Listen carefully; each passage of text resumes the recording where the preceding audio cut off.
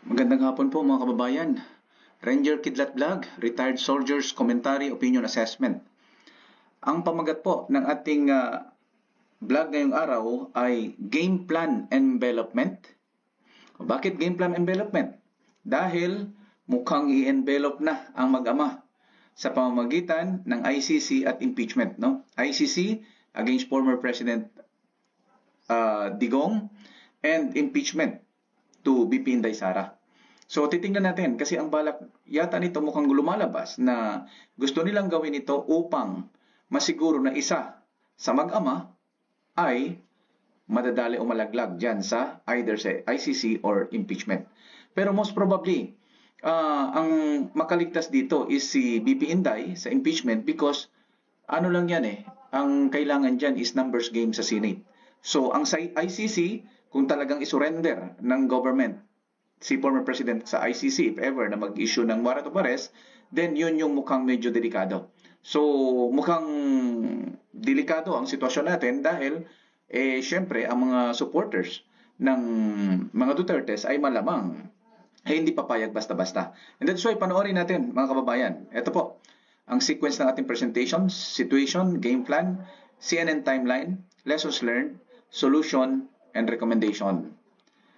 Ito yung grand game plan. Bad capitalist syndicate. Nandyan yung political and economic control, cartels and systems na gusto nilang establish. And then narco state controlled by illegals. Yun yung bad capitalist. No? Sa CNN political syndicate, ito yung gaslighting. Ginagaslight nila yung mga tao. In-incite yung discontent para magkaroon ng gulo. Then fund yung kanilang pondohan, ang kanilang armed and political struggle sa pamamagitan ng taxpayers' money. Saan ba nila kukuha dyan? Di ba sa Resolution 10, liquidation by certification only. So wala. Saan napunta pera? Hindi natin na-account. Pero ang lakas nila maghanap sa pera ng iba. 3, achieve political victory. So they want to achieve political victory. And sa tingin natin, one of it is to align with the Chinese Communist Party kasi medyo mayaman yan at pareho sila communism. Then corrupt politician syndicate. They want to expand political alliances. Weaponized law. Ito na yung ginagamit nila. Pag may sinabi ka, kakasuhan ka and everything, pati mga vlogger. Yun yung lumalabas. So, control financial institutions of the government. Yan ang gusto ng mga para politicians. And then, remain in power. So, lumalabas na nagkaisa itong tatlo. Nagkaroon sila ng unholy alliance. Why? Siyempre, to make a game plan or scenario. And of course, to cover up issues na ginawa nila. And of course, may desired result sila dyan. 1, ang pugante, yung sa KOJC. Ano ang natakpan nun? Ano ang cover na issue nun? Is polvoron, bangag, and lotto issue. Ang desired result nito is, ang naging problema is, nasacrifice yung NTF-LCAC program doon sa SMNI. Ang problema doon is, ang nanalo lang is si CNN, si Communist Party of the Philippines. Next, sa Alice in the Farmland. Sa WPS political blunder, yung incompetence ng nung ating pagharap dyan. Ang desired result is PH may become a battleground. Again, sino ang nanalo dito? Sino ang ibig sabihin, sino ang nakinabang dito? Si CNN pa rin. Si Communist Party of the Philippines, New People's Army and NDF. Ang pag-uusig sa Quadcom, sino ba yung gusto nito? Abay, lahat naman sa kanilang tatlo gusto yan. Pero dito, natago nito ang Resolution 10, illegal insertions and corruptions. At, ayun na, i-destroy nila yung former president. At, dahil doon, magkaroon tayo ng gulo-gulo malamang, of course, nasacrifice yung ating unity ng ating bansa. Sino ulit ang makinabang? Of course, si Communist Party of the Philippines pa rin. So, 3-0 na. 3-0 na. Pagdating dyan sa fourth ay ang pagpapatalsik kay BP Inday Sara. So, ano ang natakman ito? Ang PhilHealth Fund, 89 billion yun.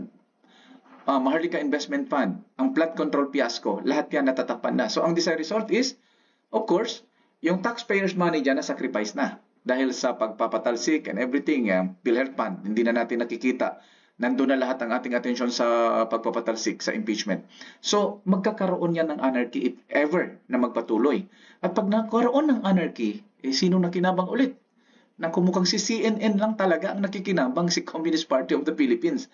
At pag nagkaroon ng anarchy, mga kababayan, dito mukhang pwedeng makinabang ang administration. Bakit? Pwede silang mag-declare ng martial law or revolutionary government. And with that, matatakpan na nilang mga kickbacks issues, incompetence, yung lobbies, yun. At ang desired result niyan is manatili sa posisyon, manatili sa power, and back to glory, like the martial law days noon. So, kung titingnan nyo, may grand game plan talaga at yan nangyayari. So, balit, 4 out of 5 game plan na yan, o mga scenarios, ang palaging nakikinabang dyan ay ang Communist Party of the Philippines. Tingnan natin. Ito, ang sinasabi natin kanina na game plan, envelopment. Kasi sabay-sabay na, i-envelope na itong si former President Duterte at saka itong impeachment ni BP Inday. So, magkakaroon talaga ng siyempre, ang mga lawyers, mahati. May pupunta doon sa former president, may pupunta rin naman dito sa vice president. So, magkakaroon ng hatian yan. So, one of them might be sacrificed. And most probably, si former president yon. Why? ICC yon eh. Kung i-surrender nila si former president sa ICC, magka-problema yan. So, dito naman sa malamang malaking posibilidad na magka-problema. Ang impeachment naman, siyempre, medyo numbers game yan. Pagdating sa Senate, medyo lulusot yon. Pero pangtakip, na lang yan eh. Pampa-divert na lang na attention yan. Pero ang target nila dyan, si former President Duterte talaga. So, next, dahil sa ganyang pangyayari, malamang magkakaroon tayo ng, siyempre, nagbinta na tayo ng gold, nawawala na yung mga pera, nawawaldas na, magkakaroon tayo ng bankruptcy niyan.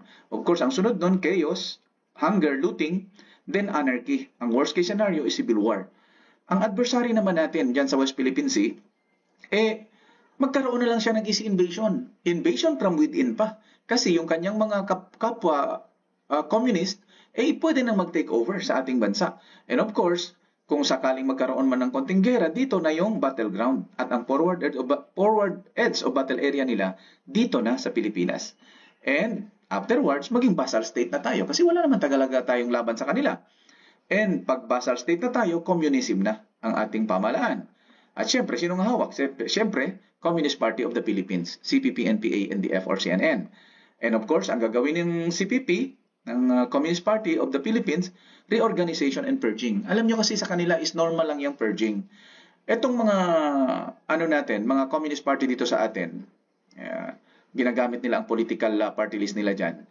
Pagka magkaroon ka ng konting problema, diretso sila doon sa human rights. Pero tingnan mo, pag sila na ang nandyan, kahit anong patayan pa dyan, wala silang pakialam sa human rights ninyo.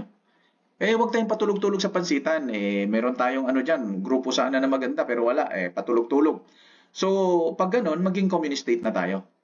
At once naging communist state tayo, in the end, ang panalo dyan is the Communist Party of the Philippines, New People's Army, NDF na. So, wala tayong magawa doon. Patulog-tulog tayo. Ayaw natin sumasakay sa atin. Akala natin okay. Kahit sino naman, nakita natin yan. Itong CNN roadmap, no? Detailed analysis pa rin. Noong 2024, yung activism nila, ICC, anti-Duterte, nagawa na nila. Congress probes, corruption, impeachment. Yung ipalabas, yung intelligence funds ng armed forces and police para ipapakita na itong armed forces and police ay mga corrupt. So, yun ang gusto nilang ipalabas. Para nang sa gayon ay sila ang mabango. So nagkaroon sila ng minor rallies pero ayaw nila ng major rallies. Why? Because may election sa 2025. Kailangan nila mag-increase ng clout. Anong meron dyan? Run for Senate, Congress, and etc. At gusto nila mag-increase ng alliances dyan. And 2025 to 2026, gusto nila mag-reorganize yan. Siyempre may nananalo, may natatalo. So anti-intel funds pa rin para talagang tuluyan nilang ipakita na ang armed forces at police corrupt at hindi maasahan. At sila lang ang pwedeng pagkatiwalaan ng bayan, ng taong bayan. Anti-political dynasty, increased movement, yan. 2027, mag-mobilize na yan para sa election. Diyan na makikita yung anti-Marcos admin, anti-armed forces and police propaganda, anti-corruption, anti-political dynasty, anti-poverty, anti-US. And in 2028, bibira na sila sa highest post from president down yan hanggang sa Congress and LGUs. And then, magagamit nila ang kanilang political machineries from the barangay level up to the national level. So yun yung ginagawa nila. Napakita ko na to 2 months ago . So wala lang pumapansin. Dahil siguro iba ang nasa direksyon ng isip ng mga tao. Pero ito na, nangyayari na lahat. No? Kanina nga pinakita ko, nangyari na. So ito naman yung lessons learned natin. Removing or replacing a sitting leader by law, election or end of term, impeachment, people power. Sa people power, meron tayong EDSA 1, EDSA 2, and EDSA 3 and 4 na nag-fail. Sa EDSA 1, military ang gumalaw, nagkaroon ng people support. Sa EDSA 2, civilian ang gumalaw, nagkaroon ng military support. And third and fourth EDSA, failed yan. So, coup and mutiny. Nung 87 to 89, nagkaroon ng isang senador. Then, nung 2003 to 2004, nagkaroon ng isang senator ulit. Because they know how to fight for the people. Na ngayon, ito yung saying. 1 is enough, 2 is too much, 3 is stupidity. So nakikita nyo halos 2 na lahat, no? So sabi ni Einstein, doing the same thing over and over again, expecting different result is stupidity. Despite having two successful people power, our people never learned to unite and our country remains poor. Ganon pa rin. Nung pinalitan ni former President Cory si former President Marcos Sr., walang nangyari. Ganon din nung panahon ni President Erap. So anong other method na hindi pa natin na-exploit? Eto na. People's National Political Party. Tayo yon, Sir Dado, no? Yung mga religious sector, business sector, mga retired government and private employees, OFWs, mga ka-OFWs, please, pakinggan nyo ito. FGF, Filipino Guerrilla Forces. Then, yung Duterte supporters and loyalists. No? Kasi pareho yan, ipapakita ko kung bakit. So, tatawagin natin ang ating magiging prinsipyo is National Socialist Capitalism. Bakit? Ito yung mga Philippine presidents. Dalawa dyan ay nagkaroon ng problema, yung Marcos and Aquino. People power. Former President Marcos Sr., ayan, na people power siya at pumalit sa kanya si former President Cory Aquino. Then former President Joseph Estrada, ang pumalit sa kanya si PGMA. Anong nangyari? Gumanda ba?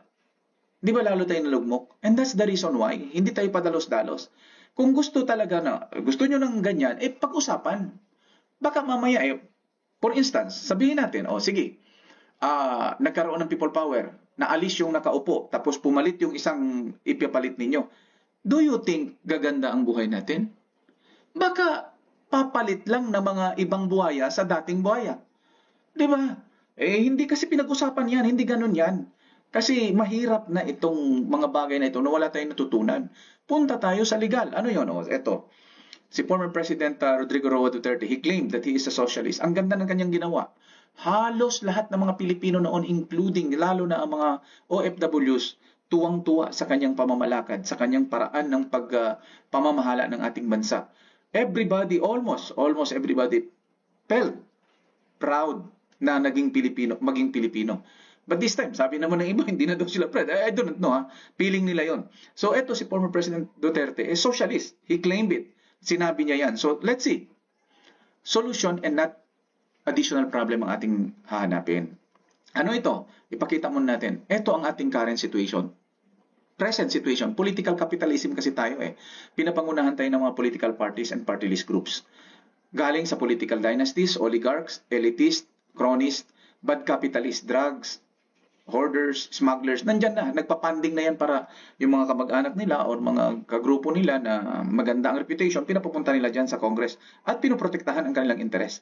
Yun lang naman talaga dyan. Kaya nga may Congress ganyan lang, protecting interest Implementing arm nila, syempre, ang bureaucracy. Of course, under sila dyan, ang COMELEC at saka ang COA, under talaga ng political capitalism na nandyan sa gobyerno ngayon, from presidency down. So, anong magawa natin? Ang bureaucracy hawak nila. Armed Forces and Police, the same manner. Susunod lang naman ang Armed Forces and Police dyan sa ating, di ba, nag-declare naman na sila na non-partisan, pero not because they are non-partisan, hindi na nila alam, hindi nila ma-distinguish yung political and criminal. Remember, all the, yung pagkokorap, pagdanakaw sa kaban ng bayan, at saka lahat yung mga nawawalang pera, na walang transparency, and including that, yung countenancing ng insertions or unconstitutional na mga ginagawa, is criminality at hindi yung political. Yun na nga pero dahil susunod lang, hindi na natin pipilitin. Alangan naman. So, LGU employees, barangay employees. So, anong ginagamit ng political capitalist? Ito, power of money. The problem is, yung money na yan ay taxes natin. Ginigisa tayo sa sariling mantika. Patuloy tayong nagiging dakilang sidekick at dakilang aliping sa gigilid ng mga political capitalist. Armed Forces and Police, please. Sinasabi lang namin to, huwag kayong magalit. Lang to, pinapakita lang natin para malaman din ninyo, nalaman ng lahat na ganyan nga ang sitwasyon natin. Other is political radicalism. Sino yan? Communist Party of the Philippines. Nandyan si New People's Army, National Democratic Front, MNLF, MILF, BIFF, DITG. Anong implementing arm? Ayun, kabag. palay ang pag-contempt doon sa mga pulis at saka mga military o mga ano. Kino-contempt nila para ipakita sila ang tama at ang mga pulis ay mali. Tama ba yun? Samantalang sila, ang lakas nila mag-witch hunt, pero sila hindi pa na-witch hunt yan. Bakit pinoprotektahan natin yan? Yung mga yan ang problema na hindi nyo nakikita, Armed Forces and Police. Tayo, mga kababayan, may problema tayo dyan. Parang pinoprotektahan pa natin itong mga ito dahil lang nakadikit doon sa isang mamaw dyan sa House, ganun na. Dahil may pera si mamaw, okay na. Huwag naman ganyan. Party list groups, limited freedom fighters. Bakit limited? Freedom fighters daw ito, BIFF, pero limited kasi ililimit nila yung freedom mo dyan. They are not actually fighting for freedom, but they are trying to limit your freedom. So, caliphate, the same manner. Kasi, susunod ka na doon sa limited freedom. Okay? And, of course, ang Communist Party of the Philippines, New People's Army, NDF, walang Diyos yan. No God. Ang radicalism naman, of course, may Diyos nga, pero radicalized naman. Yung iba, gustong katayin. Mahirap yan. Hindi tayo magkasundo niyan. So, anong dapat natin gawin? Sir Dado, bumuo na tayo nito. Socialist capitalism na principle. Bakit? Gaya ng sinabi natin, ang mga socialist kasi, sanay ito dito sa tinatawag na social services and public services. So, religious sector, bakit? Social moral standard. So, kailangan natin ang religious sector. Business sector, why? Economic prosperity para sa capitalism. Sila ang nakakaalam dyan. Bihasa sila sa capitalism and economy. Then, overseas Filipino workers, kasi sila ang ating sandalan. Our modern day heroes. Sana matulungan tayo ng ating mga OFWs, matawagan ng kailang kamag-anak, at isulong natin ito. Retired government and private employees, magaling sila sa social services. Pwede silang sumali dito. Sila ang ating kasama. Volunteers, katulad ng Laang Kawal and barangay health workers. Alam nyo ito mga volunteers na ito, katulad ng Laang Kawal, sila yung tumutulong sa atin sa panahon ng mga sakuna. Ang dami nilang ginagawang kabutihan para sa atin, pero hindi natin sila napapansin. Alam nyo po ba na mga bloodletting activities, sila nagbibigay dyan sa ating blood bank? At patuloy minsan naglilinis ng ating mga kanal sa ating mga kalye and walang hinihinging kapalit. At wala rin tayong binibigay na tulong, na suporta. In fact, mas marami pa tayong binibigay na ayuda doon sa mga hindi naman talaga tunay na nangangailangan, kundi mga alaga lang na mga politiko, nitong mga political capitalists. Abay, doon na nga napupunta Kaya hindi ito na tumatama. Hindi na talaga tumatama. And that's why Filipino Guerrilla Forces, Sir Dado, baka pwede na nating pangunahan ito.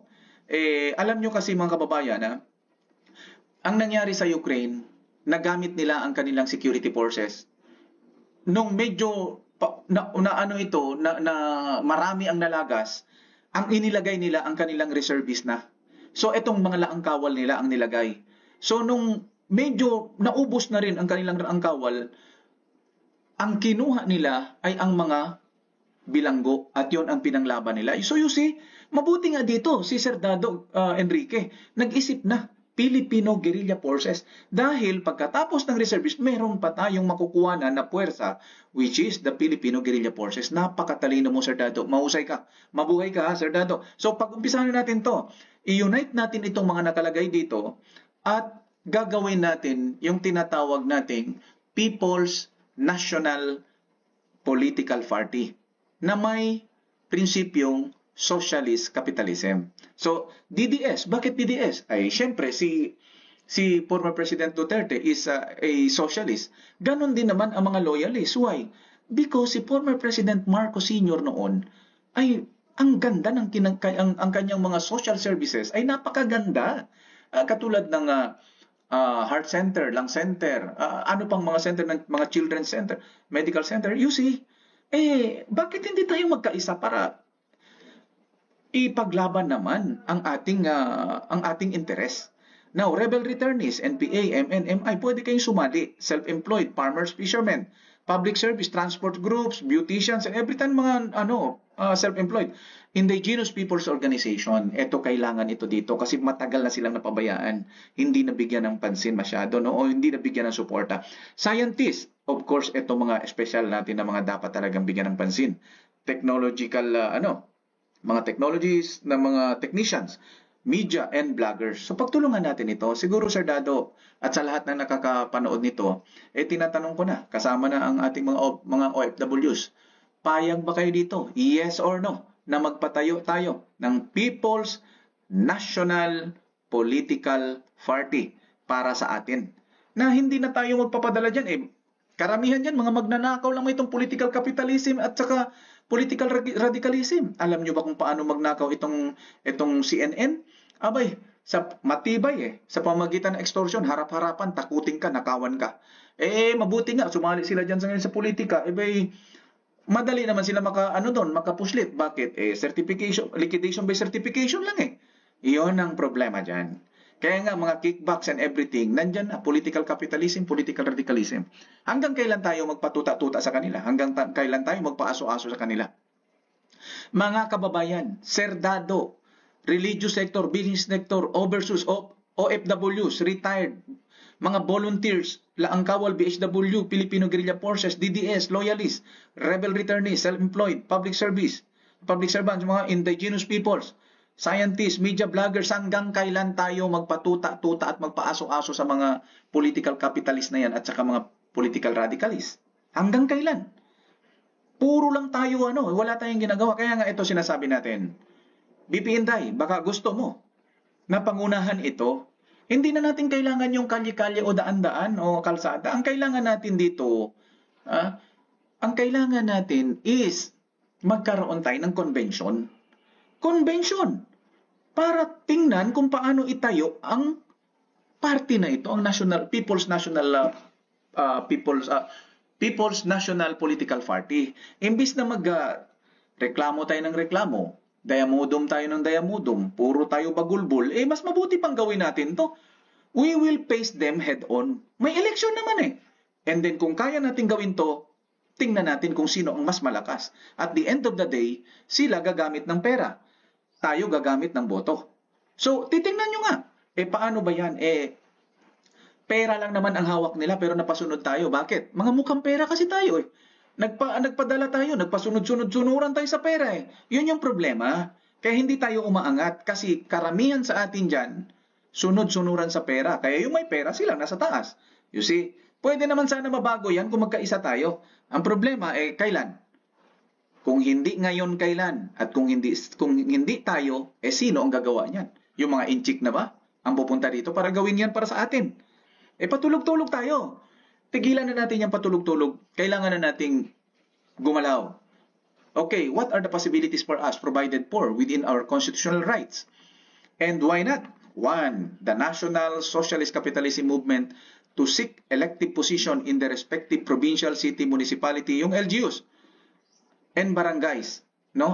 Pero ngayon, wala na. Hindi na natin naayos ito. So next time na lang ito, siguro by 2028, pero pwede na tayo mag-umpisa, mag-organize, para tayo ay makapili na ng mga iboboto natin ngayong darating na eleksyon. Okay? Preparation natin ito. Magbuklod na tayo para sabay-sabay nating piliin. Magkaisa tayo para piliin ang tamang political leaders o tamang mga leader na ilalagay natin sa posisyon ngayong midterm election. At preparation na rin ito para sa 2028 presidential and national elections. Okay? So barangays and they shall pursue the people's welfare objective through the NSC programs and be the voice and movement that will protect the hard-earned good image and reputation of the government, prevent the evil society group, the bad capitalists, the CPP, NPA, NDF, and the secessionist group, mga secessionist group, from destroying and or ruling the country, counter the traditional political capitalism of hog fattening and wild pig concept. Ito yung patabaing baboy at baboy damo. Ito yung vote buying sa pamagitan ng modern vote buying na ayuda. Tama na yan. Tigilan na natin yan kasi ilagay na natin through incentives. Kahit pabigyan mo yung isang mahirap na tao, bigyan natin ng kahit pa 15,000 a month Basta ipagtrabahuin niya. Anong trabaho ibigay natin? Yun ang ating hahanapin. Yun ang ating i-identify. Katulad nito, naghahanap tayo ng solusyon. We better give a solution kaysa magreklamo tayo na magreklamo. Walang mangyari sa atin kung puro tayo reklamo. Mas mabuti pang magkaisa tayo. Ang solusyon dito is ang ating pagkakaisa, mamili ng tamang leader, and then later on suggest kung ano ang magandang pwede nating gawin para sa ating bansa. After all, this is our country. Hindi naman to country ng ibang bansa, ng ibang mga lahi. Sa atin ito. So, also, we have to eradicate the illegally acquired and drug money politics. No? Kailangan maalis na yan and pursue honest, orderly, and peaceful elections. Assist the GRP or Government Republic of the Philippines in the socialist form of governance, cleaning the bureaucracy from graft and corruption, and support legitimate capitalism. Kasi itong mga capitalist natin is basta legitimate. Ito yung marami dyan SM, SMB, AC, marami, Bistalan, mga ganun. Ang daming magagaling na ano dyan. Yan ang susuportahan natin in case na sila yung protektahan natin, bigyan natin ng suporta pagdating doon sa pagpapalago ng ating ekonomiya. Siyempre, mga cooperatives, yung public-private partnerships towards peace, development, and economic prosperity for our people and country. So mga kababayan, sinabi ni Mark Cuban, everybody's chasing power and nothing will give you more power than military and AI. So we have the power but we don't have the will. If we want change, we must have the willpower to act because only by doing can we achieve change. So dito pinakita natin yung US election, yung nakaraan lang, ang nanalo diyan si JD Vance. Dati siyang serviceman, no? Ito naman si Tim Walz is also a serviceman na sa National Guard na sa reserve, no? So tingnan mo, malaki ang paggalang nila sa mga ganyan. Bakit dito sa atin? Parang bihira at halos walang nagtitiwala. Why? Because it seems na hindi tayo marunong lumaban o hindi tayo marunong na ipaglaban ang taong bayan. Nakita natin like for example, former Senator Pong Biason, nanalo yon because ang tingin ng mga tao, pinaglaban niya ang taong bayan. Former Senator Gringo, nanalo siya dahil nakita ng mga tao pinaglaban niya ang taong bayan. Former Senator Trillanes, nakita din ng mga tao na pinaglaban niya ang mga taong bayan noon. So you see, nanalo sila. And of course, Senator Ping Lacson, ganun din ang pananaw nila. Senator De La Rosa, ganun din ang pananaw ng mga tao na pinaglaban nila ang taong bayan. So, yung iba sa atin, parang naging sunod-sunuran na lang kasi tayo sa mga political capitalist, yung mga nandyan sa sa posisyon at inaasa natin ang ating posisyon, ang kinabukasan ng ating bansa sa kanila na nakita naman natin kung anong pinagagawa. Mabuti sana kung matino ang ginawa. Kung hindi, nakita nyo yan. Ayun ang problema. So tingnan nyo, GOP, Military Veteran Lawmakers. So 50 Republican members of Congress, no? All military veterans have signed on to a letter to Government Timors. You see that? 50 Republican members of Congress, all military veterans. See that? Pero hindi lang yan So tingnan nyo, pati reserve meron. So out of 100 Senate seats, 435 Congress seats, 68 doon are veterans and reserve. So you see, ganyan well represented doon sa US ang mga uniformed and mga retired, including reservists. So, mga kababayan, Ranger Kidlat Vlog, Retired Soldiers Comment, Opinion Assessment, ito yung mga detailed analysis natin. No? People's National Political Party ang ating pinag-usapan, real talk lang. So, ito, shout out sa lahat. Makabayan Metran TV, Filipino Guerrilla Forces TV, Pinoy Survivor, UK LTM, DIY KKV, Unfiltered Toast by Telma at iba pa. Ito, tingnan nyo na lang inyong mga pangalan, hindi ko na i-mention. Magandang araw sa inyo. Maraming salamat sa inyong panonood. Kung pwede sana, magbigay po kayo ng inyong komento, yes or no, dito sa ating gustong ipatayo na People's National Political Party. Kaysa magreklamo-reklamo tayo dyan, kaysa magdayamudo, magbagulbol tayo, the only way to do it is to face them squarely. Kung politics ang pag-usapan, let's face them squarely in politics. Hindi yung kung saan-saan natin dadalhin. Wala sa lugar, wala sa hulog. Kaya naman natin, tayong pinakamarami. Anong kinakatakutan natin? And that's why I'm calling on yun. BP Sara, pangunahin mo na ito, Day. Kasi panahon na. Pwede mong pangunahan. Wala namang problema doon. Ano masama kung pangunahan mo ang isang partido na ganyan? In fact, wala ka namang partido, di ba?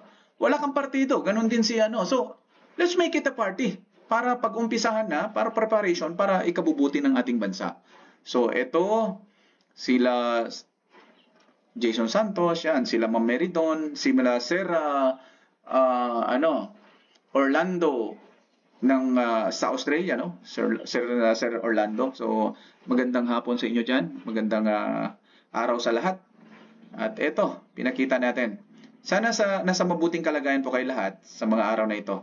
At sana mag-comment po kayo para makita natin ulit. At kung maraming ako makitang comment at maraming magsasubscribe or maraming views, ibig sabihin gusto nyo ang idea na ito at marami pa akong ilalabas. Sunod-sunod na mga contents. If ever tumaas ang ating subscribers, numbers of subscribers, and at the same time, tumaas din ang views. Pero kung hindi, wala tayong magawa. Hanggang doon lang tayo. Magandang hapon at mabuhay po ang Republika ng Pilipinas. God bless us all.